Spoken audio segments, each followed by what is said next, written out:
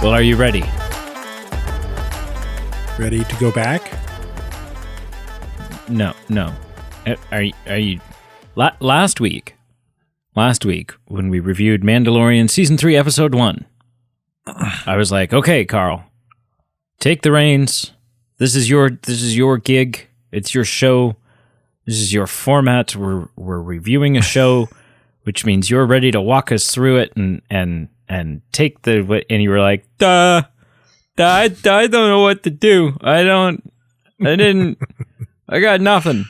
And I was like, okay, well, so moving forward, like next week, you'll know that this is your shit, and you got this. So are you ready? I don't have notes again, but I watched it twice. Oh, okay. So you're set. So you're set. Yeah. Hello and welcome to the Movie Men Podcast. What? Movie Men Podcast? Is this the B team? Unfortunately, it is. That's Carl. And that's not Brady. Sure as hell is. And yeah, Mandalorian Season 3, Episode 2. Mm-hmm. Brief recap, I was not over the moon about Episode 1. I didn't hate it, but I was like, compared to other season premieres, it was left a lot on the table. It left a lot to be desired. So I was highly anticipating. Not like I didn't have high expectations, but I was anticipating Episode 2 because I was like, okay, let's see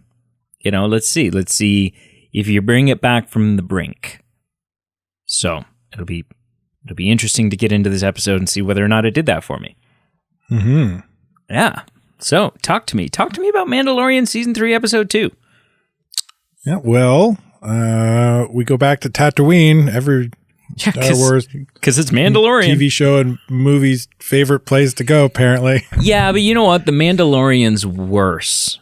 It's the worst for like the Mandalorian. If I'm going to say something negative about the show, has based a lot of its like fan moments, happy, like the show is so full of hey, remember this? Oh, they said this name. Oh, ooh, you remember? The member berries. And it's just so chocked full of it. Like, we're on Tatooine. We don't know why we're on it. This literally could be any planet, anywhere, ever. But we've decided to make it Tatooine. We need to introduce a new droid in this episode. Well, we haven't new droid. We haven't heard from the droid that malfunctioned at the beginning of New Hope in a while. Let's bring that back for no earthly explainable reason whatsoever why the stars have aligned, why fate has brought this stupid droid into the possession of the character in this show. That's all I'm going to say. That's that is one gripe that I have. Yeah. I do enjoy those moments, but it's the weakest part of the episode for sure. Well, I just mean the series in general. Like, I do enjoy those moments when they happen, when I'm like, oh, yeah, I remember this. But then also, I reach the point where I'm like, yeah, same booth. It depends on how hard they hit you over the head with the member berry. Oh, it's the same booth that Greedo was shot in. The member berry stick. That's where the member berry stick. The member berry stick hurts. So when they hit you over the head with it really hard, it hurts. Yeah. But when they give you a nice little gentle tap, it feels good. Yeah, this is a cantina. You remember the cantina? Yeah. So things like going into the cantina, I think that's like a soft tap because they completely change it. And it's the same cantina, but it's vastly different, right? But it's the same cantina in the same city. But it's run by droids, on right? The same which is an interesting kind of flip. Yeah, but I think R5 is like a hard slap on the head. Because so R5, we've seen this droid all over the place in past stuff. But what are you talking about? He's always in the background somewhere. Oh, okay. Well, okay. Right? That's just an Easter egg. To bring him to the foreground and make him a main character again, Or, I mean, for the first time. Again. He's like, oh, this is like... So my first... Is like, it's a real hard slap with the member berry stick. My first question when R5 shows up in this episode is, so new motivator, or do you still have a bad motivator? Like, what? He's not very motivated to do anything. Oh, my gosh. Anyways, so yes, we're back on Tatooine. So it's a cool member berry, but it's like those things are always, in my opinion, better in the background, and just give us a new droid or give us one of her pit droids to do it, or you know what I mean? Yeah. I feel like that is better writing. R5's a cool character because in the Legends expanded universe, oh, here we go. He's got all kinds of really cool lore around him about how he was a rebel, part of the Rebel Alliance to overthrow the Empire, and he knew that R2D2 had the plan, so that's why he purposely made his motivator blow so that which I call would take bullshit R2 on, over him. but pardon? I call BS on, but whatever. Well, it's all writing to give reason to why things happen, right? But it didn't even that. But that was so stupid because that's something that doesn't need reason. It was a faulty droid that they almost accidentally purchased, and so they purchased this one instead, and it just turned out to be lucky that's how things went. Like it didn't need any I don't know that anyone's going to buy that this droid shorted out. Why? Well, it's nobody just fun questioned backstory for this. It's expanded universe stuff. Yeah. Right? Anyway. Only people that care about it are going to dive into it. Yeah. All right. So we're back on Tatooine. But anyway, so we go back to Tatooine because Din Djarin still needs a droid so that he can go back to Mandalore and redeem himself. Which I also call bullshit on this. I call bullshit because here's the thing. Listen, so much of the Mandalorian's character, so much of Din's character has been, they've drilled it into us. He does not like droids. He does not trust droids. He's not going to work with a droid. The first droid that he ever gained a soft spot for was IG-11, right?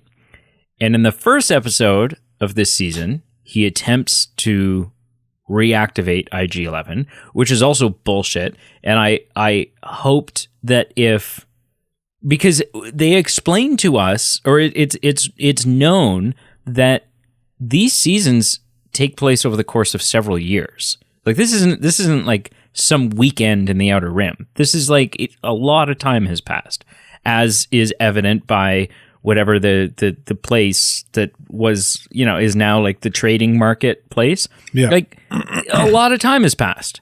And so had Din successfully reacted IG-11, there should have been some dialogue between IG-11 going, what the hell? It's been 3 years? It's been 3 years and you've just decided to get me back. I've been standing in the center of this market as a statue? What the hell? But that's not what happened.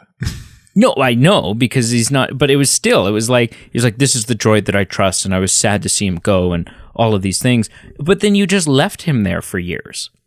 I don't think he ever said he was sad. He's just saying that this is the only droid I want to trust. IG-11 detects sadness when IG-11's about to sacrifice himself. He's like, I'm a medical droid. I'm reading your vitals. I know you're sad to see me go. IG-11 calls him out on it. And so he's supposedly has a soft spot for this droid and then just like friggin' leaves him dead for all this time when apparently he had the notion that he was... Anyways, whatever. So I hate droids. I don't like droids. I won't work with droids. I don't trust droids, blah, blah, blah. There's only one droid that I'll work with. It's absolutely crucial that I get this droid back online because that's the only droid I can trust.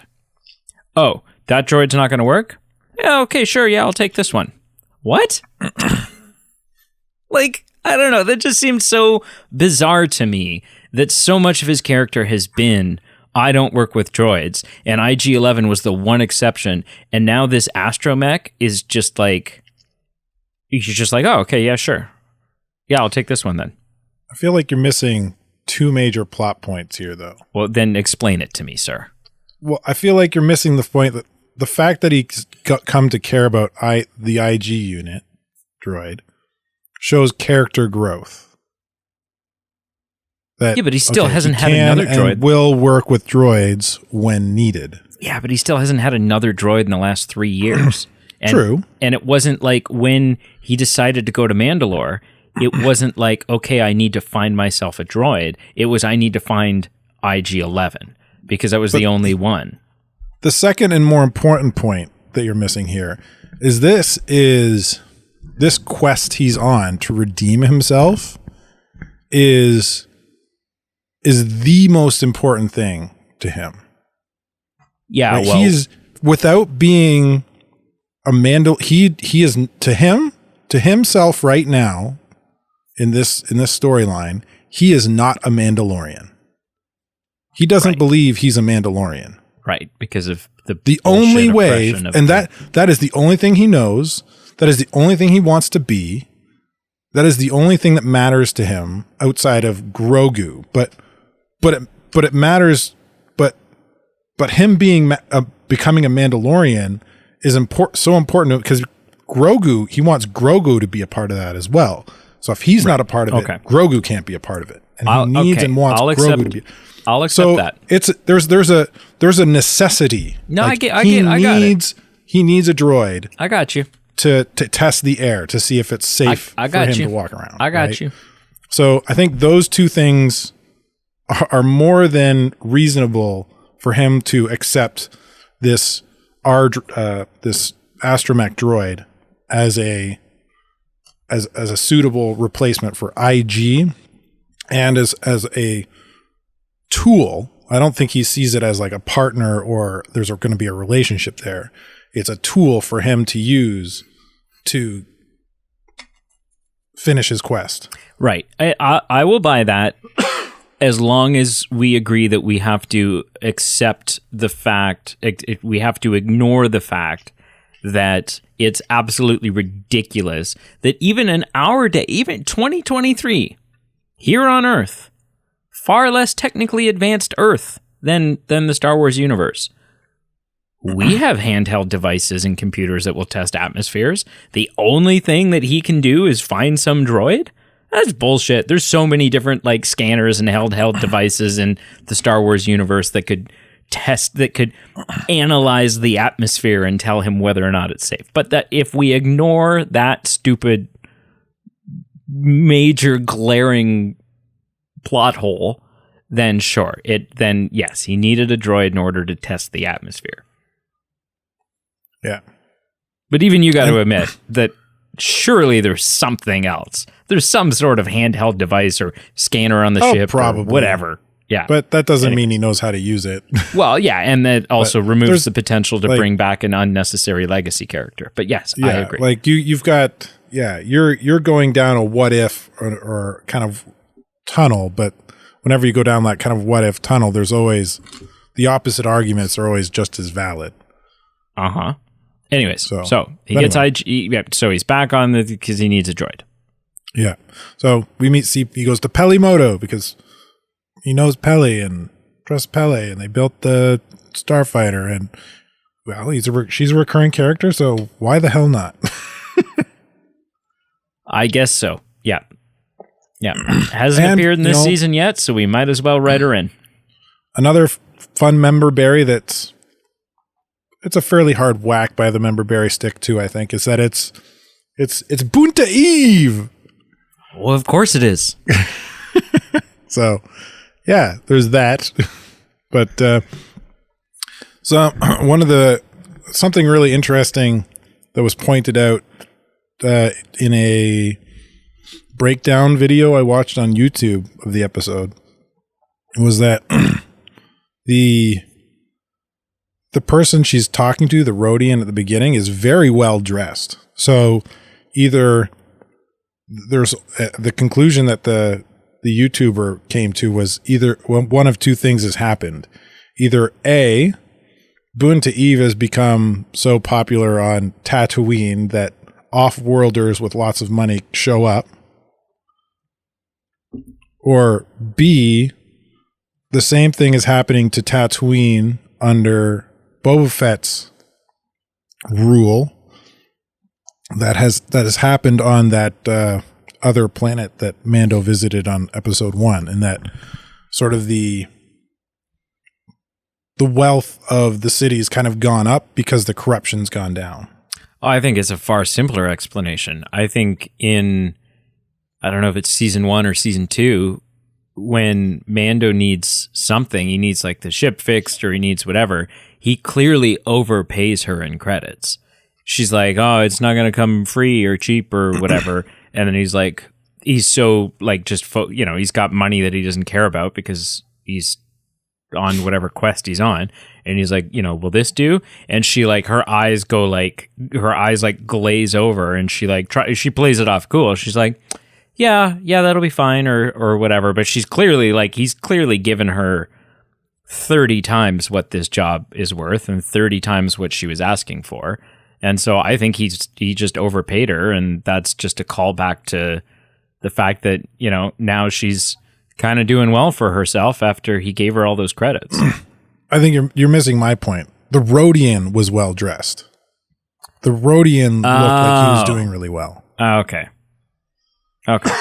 And even kind of the kind of pan in shot where they had some street racing going on and stuff like this, the city looked cleaner and in better condition. Yeah, which I think is definitely a progression of no longer being, the galaxy's no longer under the thumb of the Empire, for sure. Well, yeah, and Book of Fett has happened, so yeah, under Book of Fett's rule, there's less corruption happening in Tatooine Tatooine now, at least his corner of it. So I thought that was kind of neat, that kind of take. But yeah, this is really weakest part of the episode. Really is just kind of a means to an end for him to get a droid. And it's not a very long scene either, because the next thing we're back in space. Yep. And we're headed to Mandalore. Even though everyone's like, it doesn't exist, you're wasting your time, it's not there. Yeah. Mandalore is screwed up. It's nothing but a big storm cloud on top, and does not look habitable once he breaks through the clouds. Yeah. It's pretty crazy. We get a cool, kind of a little heartwarming scene and it's a important scene too, because for later we get Mando teaching Grogu how to navigate the galaxy a bit, saying, this is Mandalore, this is where I grew up. Bo-Katan's planet is the next one out in terms of the ring of planets that circle the sun here. Yeah. So those, and then moving along the timeline in the episode, droid goes into a cave, droid disappears off the sensors, Mando's got to go in and save his butt, and we get some really cool looking aliens. Yeah. What did they call them? I should start making notes again.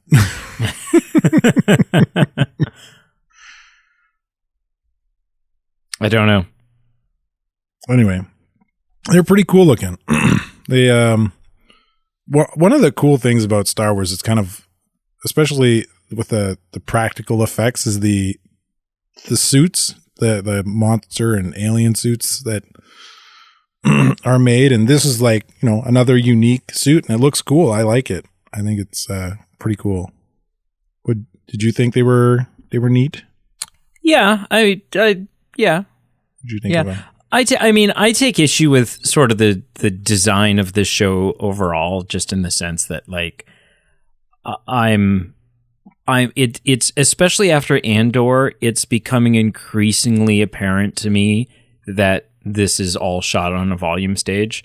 And so I just constantly have this I think I'm pulled out of noticing fun design things because it all feels like it exists somewhere between, like, it all exists somewhere between like a movie or what we saw in Andor and like a really well CGI'd video game cutscene. Like, there's just, I'm constantly not buying the background, or, you know, the ships will take off, and I'm like, you could have spent an extra 5 minutes on selling this shot to me, and like, I don't know. I don't think I had that issue. I maybe I just don't have an eye for it. It's just possible, but yeah, I didn't. I was there was one point I was wondering if they kind of have been using more practical effects than in the past because of what Andor did.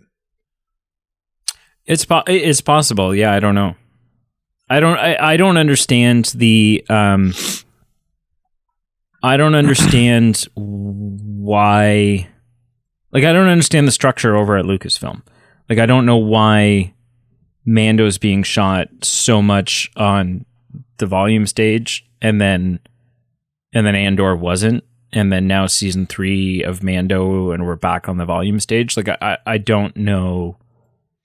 Yeah, I just don't know. And Obi-Wan, a lot of Obi-Wan was practical. Like, it was not, they didn't really utilize the volume stage near as much as Mandalorian does. So I don't know. I don't know why they pick and choose, or what decides that. Yeah, I don't know. We see Mando use the Darksaber again, and he really struggles to use this thing. Well, yeah, I mean, and I think it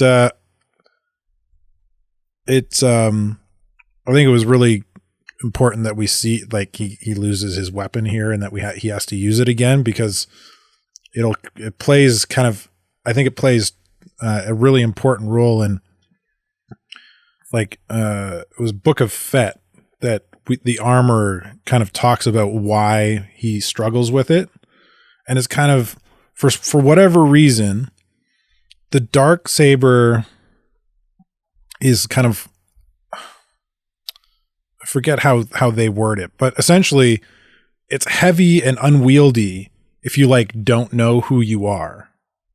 Right. And like I said earlier this episode, like, Mando is not who he wants to be because he's not a Mandalorian. Mm-hmm. So he's struggling to use it. Because later in the episode, we see Bo-Katan use it, and she wields it like it's light as a feather. I think there's also probably an aspect to, it's like, this is a weapon that Bo-Katan is familiar with. She had it for a while. She used it for a while.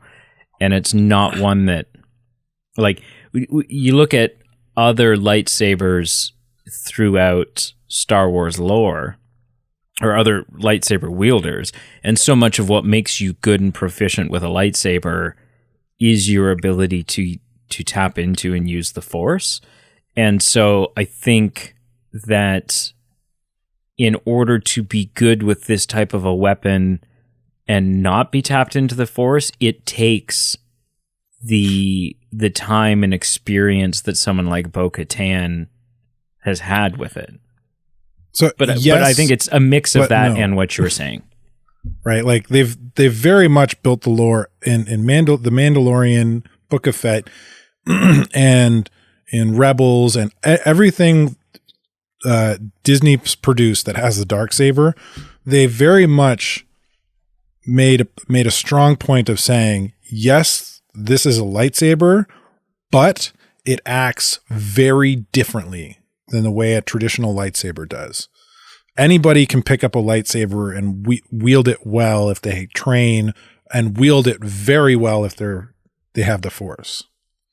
The Darksaber only is unwieldy if you're not centered, if you're not right with yourself and kind of the world around you. You know what I mean? Like, there's this weird thing with the Darksaber where it's got even more of a connection with the user. So Bo-Katan can use it because Bo-Katan knows who she is. Right. She knows what she knows what her goals are. She knows what she stands for. She knows what she's about. Where Din Djarin, he's not who he wants to be. He doesn't, outside of redeeming himself, he doesn't know what he wants to do. Right? Like he's essentially lost right now. Yeah. So, and the Rebels series goes into this a bit because one of the main characters on the Rebels crew is a Mandalorian, and when she wields it for the first time, she also has kind of similar struggles that Din Djarin has, and she kind of throughout several episodes kind of overcomes that and starts to wield it much more proficiently. Yeah, for sure. So yeah, it is a lightsaber. Knowing how to wield a weapon like that is helpful, but like you watch Din Djarin wield it in this episode, and it looks like it weighs 100 tons. Like right, he can barely lift it off the ground when he turns it on. Right, when Bo-Katan takes it, and it's light as a feather. Yeah, right. She's whirling it around like it's nothing. So. Yeah, I think, so we get to see that play out again, which is, I think, important for the episode. And then, we dive deeper into Mandalore. The air is clean. The stories he's heard are lies. It's not cursed. And he starts looking for the living waters, as they were. And we get to see some really cool shots of a destroyed Mandalorian city. At least I thought they were cool. Yeah, and definitely like it took me back to seeing shots in Clone Wars, right? And just like picturing what Mandalorian cities look like. And then, those dome cities, Yeah, seeing the devastation that was cool. And then Din Djarin finds a helmet, and in the words of Admiral Akbar, it's a trap. Yep. Man, this was freaky. This whole episode took a dark turn real quick. This little weird kind of cyborg, half alien and half robot creature who lives off the blood of its enemies has captured a knows how to capture Mandalorians and kill them. Yeah, man. Oh, and is creepy. Has been hiding there waiting how long for another Mandalorian to come by. And kind of like those creatures previous, cool character design. Oh yeah. I thought he's actually kind of small, fairly small, not like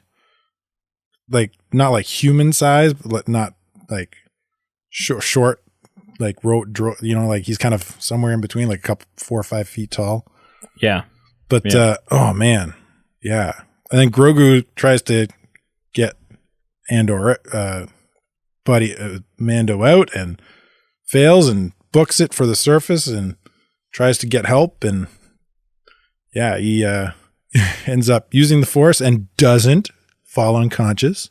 Mm-hmm. He's becoming better. And then kind of calling back to that previous scene, he makes his way to Bo-Katan and gets help. You have any thoughts so far? Should I keep going? No. Yeah, keep going. I don't know. The one part of this episode that I don't buy, or that I'm just something about Grogu flying the jet, or going. I get Grogu probably wasn't actually navigating and flying. But, well, he's got R5. Yeah, but I don't know. It just something about that seemed like R5 probably could have done that without Grogu. I thought that was, it was just it was purely set up the way it was just to have a cute Grogu moment. It didn't necessarily make sense to me narratively. R5 like R5 could have gone by himself. Yeah, we see that all the time. Luke or Anakin or whatever tells R2 to take off and go do whatever, and yeah, but they can't communicate with R5. Oh, she can't communicate with Grogu. Grogu doesn't talk. So I'm now right. There's more people. There are enough people who can understand. Right, like Bo-Katan could have like looked at the computer inside the cockpit or whatever and had the translation from R5, or like there could have been a way. How does R5 know to leave if Grogu doesn't come up and get back in the starfighter? But then how does Grogu communicate with R5 where they need to go and what the hell's happening? Grogu doesn't talk. It's just like coos like a little baby. Do you know what I mean? Like there's some leaps here that are taken in order to have this cute Grogu in the cockpit image. I suppose there's some suspension of disbelief, but Grogu knows what planet Bo-Katan's on. And then we've seen him interact with the world around him with some proficiency. I'm sure he could point to the planet and be like, and R5's just like, all right, I'll go there. Yeah. Yeah. Like we get that kind of setup where Din Djarin's teaching him, like, this is where Bo-Katan is. And this is kind of the payoff to that. Yeah. Yeah. No, it's still just, for me, it was like, it was just one of those things that, the leaps that needed to be taken were kind of glaringly obvious to me. A little bit too much for you. Yeah. They were just kind of like, yeah, this is what's happening. Accept it. I was like, okay. I would probably be there with you if they didn't have the setup. Because I think the better way to do it would have been to have R5 come with them and R5 be able to witness what's happening and maybe capture a hologram of it and then go to Bo-Katan and just play the hologram. Right. Like you don't get that cute Grogu in the cockpit moment, and maybe it's not as fun or as interesting, but at least then you're like, okay, this tracks with everything we know about Star Wars. Yeah, I feel like these scenes definitely pay off differently for us because the setup of Grogu learning how to navigate the galaxy pays off for him being able to get the ship to Bo-Katan's planet. Him being the only one in the ship outside of the droid, like the Mandalorian leaving Grogu on his own, like to fly the ship. If I'm in Bo-Katan's place, I know something's wrong because what I know of Din Djarin, he would never leave this kid alone like that. He would never send this kid off into space by himself. So something's wrong. Download the droid. Find out where he is. So, I mean, that to me, it didn't feel like that much of a leap of suspension of disbelief for me. But I guess it just kind of hit differently for you. Yeah. Yeah, it's a cute moment. It's fun. Like it, if what they're after is Grogu looking cute in a cockpit, then they succeed. And I'm like, whatever. I'm all for it. I didn't even find it cute. I found it like, well, this is shit's hitting the fan. This is serious. But I mean, the image of the Naboo fighter landing and it's just a shot of like Grogu looking out of the cockpit, sticking his head out. It's a cute image. It's not a cute. It's not a cute moment. But like the imagery of it is right because as much as I do that like 2 weeks from now they could announce a Hot Toys, which is the Naboo fighter with Grogu in the cockpit, and we'd all be like, "Ah, look at that! I gotta have it." Yeah. I don't feel like that's the reason they did it. Oh, they're selling T-shirts at this point. But anyways, move on. Yeah. Okay. So they end up going back. Grogu leads Bo-Katan same path. Bo-Katan easily takes out a bunch of these friggin' what are they called? Gotta figure out what they're called. Monsters, aliens. Oh, yeah, I don't know what that one is. I know what the monster in the water is, but no, I know what that is too. But I'm talking about the 3-4 aliens that I don't know, whatever. They're scary. But she takes them out fairly easy, more easily than Din Djarin did, I think. Well, I get the and impression. We get this fun moment where she's like, Grogu's surprised, and she's like, "What? You think your dad's the only one that's a badass?" Yeah, I get the impression. Look, like we don't know a whole shit ton about Din's past, but I like what he's done since being a kid, like his time as a Mandalorian. But I get the impression that Bo-Katan has a lot more warrior experience than Din does.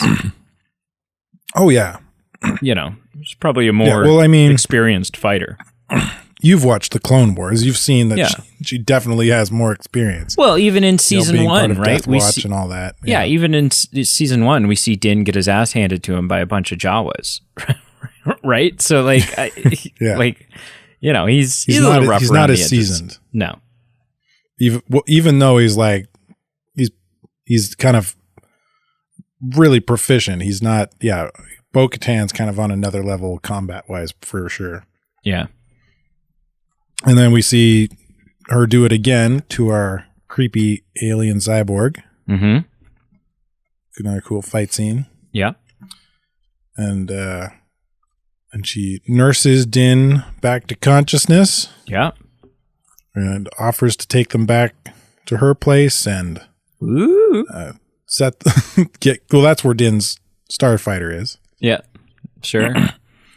But he's just like, no, I'm here. I'm here. I might as well do what I want to do. Well, yeah, so, he's like steadfast. He's like, yeah. Like I've been saying, it's the only thing that matters right now to him. Yeah. Idiot. For his sake, for his adopted son's sake, this is the only thing that matters. Yeah. So she ends up relenting and leads him to the living waters. Uh-huh. And she reads a little bit of script that's written on a plaque somewhere about what is it? It's a kind of is it the prophecy or is it what the waters are all about? I can't remember. I don't know. I think it's the prophecy. I'm anti-Mandalorian culture. But as she's reading this, he's just like taking off all his weapons, his jetpack, and then he starts reciting the same creed that we heard being recited in the beginning of the first episode. And just as he finishes, he takes his last step and he's gone. Yeah. What were your thoughts when you saw him disappear? The monster? No. When you saw it, when Din took that step and just was gone. I don't know. He's hard to like. Din's the type of guy that like seems like at face value he kind of seems like a dick. Like really, if you think about like the people he has interactions with a lot of the time, but it's just because he's like so focused on what he's not good at emotion.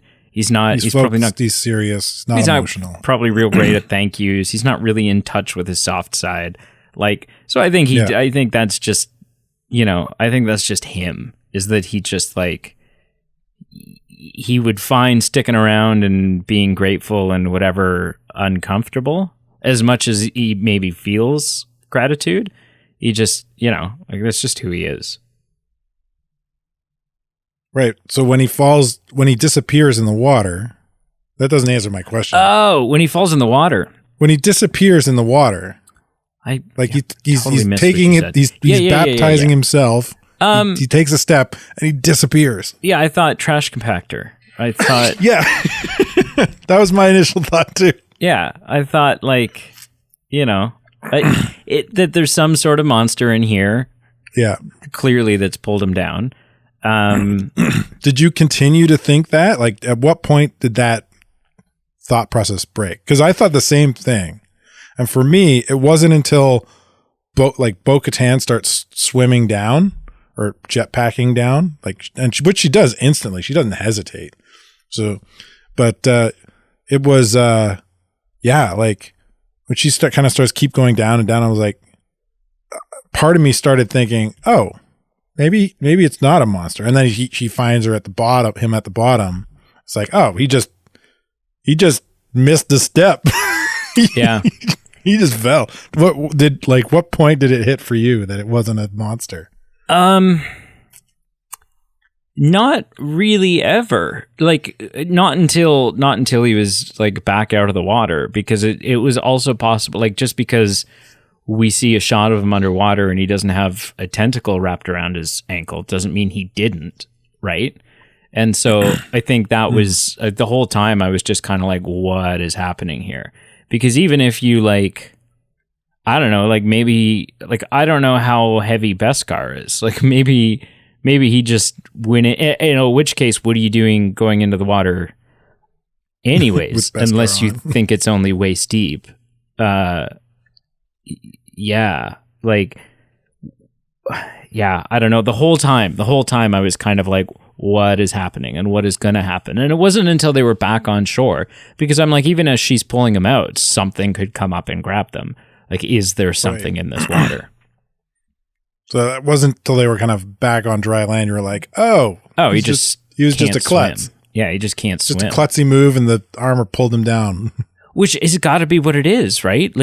So then his armor is, because his armor is straight up Beskar, his armor's just that much heavier than hers?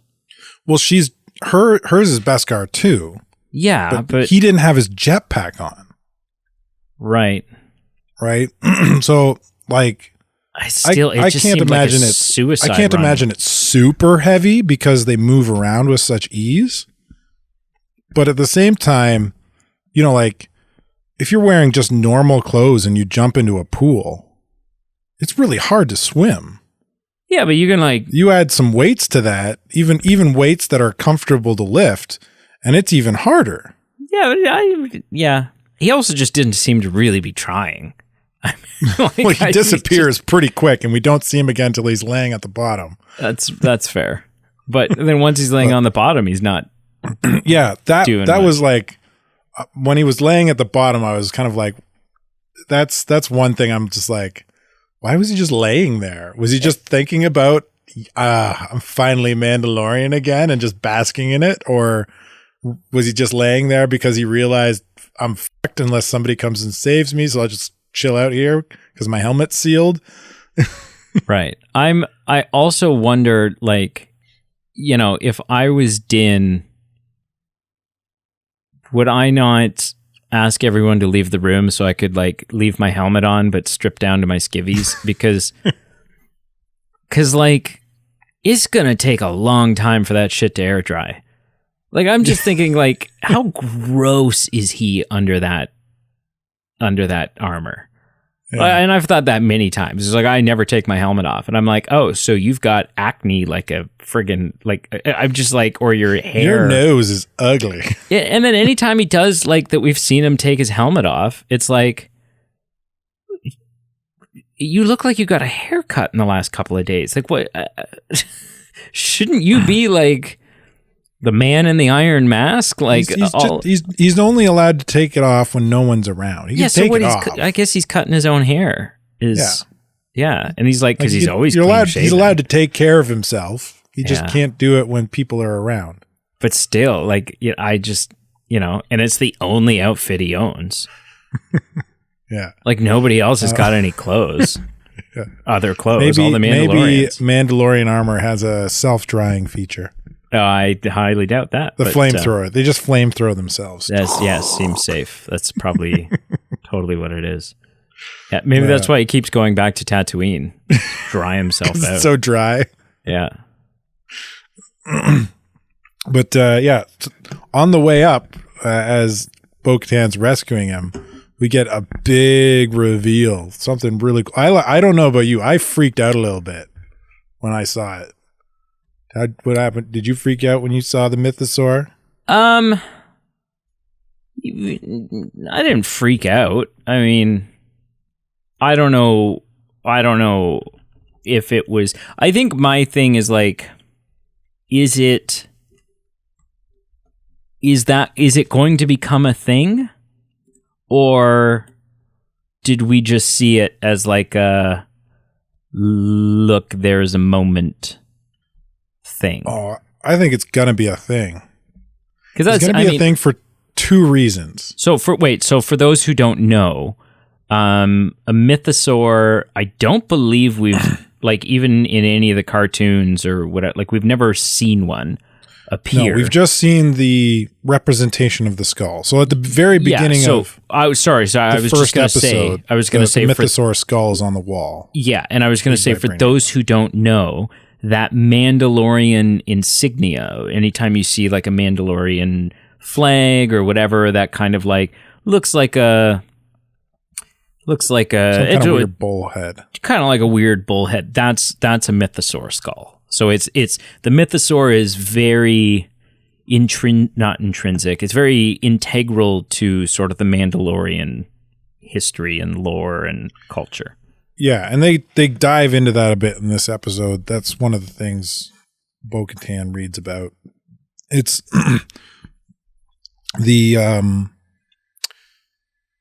there's one of the prophecies that Din Djarin's sect of Mandalorians believe is that a Mandalore or a mythosaur will rise up and people will the Mandalorian people will rally, and yeah, which it seems like may happen.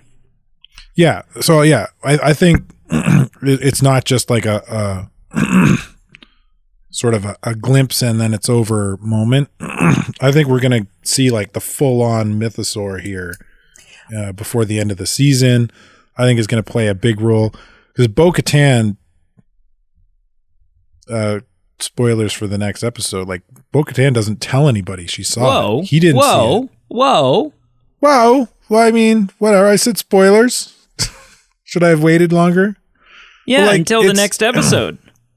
It's yeah, like either Bo-Katan's going to try and like ride it and tame it to be able to claim the title of Mandalore, which is one of the things the first Mandalore, the first leader of the Mandalorians did to claim that title, because she can't take the Darksaber without fighting Din, and she doesn't really want to fight Din. So the only like she does want to lead her people though, so that's a way she could do it. Or we could see the Mandalorian do it. Like there's all kinds of really cool opportunities for this mythosaur to come into play. Yeah. I'm excited. I freaked out. I seen it. I was like, oh shit. Audibly. So that kind of takes us to the end. Yeah. Yeah. It pretty much ends there with them on the dry land. So, sir, Mandalorian season 3, episode 2, dyslexia. Win or fail? Oh, I loved this episode. I thought it was great. The Tatooine was kind of a bad, the worst part of it, but that was quickly over with, and the rest of it was awesome. And what did you think? Although I feel like I know what you're going to say. It's not a screaming win, but it is a win. Like if I had to give it a number value, it'd be like a 7. I enjoyed it. It's definitely better than the last episode. But there's still room for, I don't know, still room to, I really liked get me into it more. I watched it the Wednesday it came out. And then I watched it this past Wednesday right before watching the third episode. So I watched 2 and 3 back to back. Right. Cool. Well, that's it. Thank you for listening. Thank you for liking this episode and following us on whatever podcasting network app thing you consume your podcasts on. Check out our Facebook, Instagram, and Twitter, all listed below. Those are our social media links, in case anyone doesn't know what Facebook, Instagram, and Twitter are. Check out our Patreon. It's a great way to support the show. Little as $1 a month. And check out our merch page. Because, you're going to want to change of clothes after you go into the living waters to reinstitute yourself into this cult that you're a part of. Because that's feeling more and more to me every day. The Mandalorian is just this big cult. Yeah. Several different cults. Yeah. But whatever, to each their own.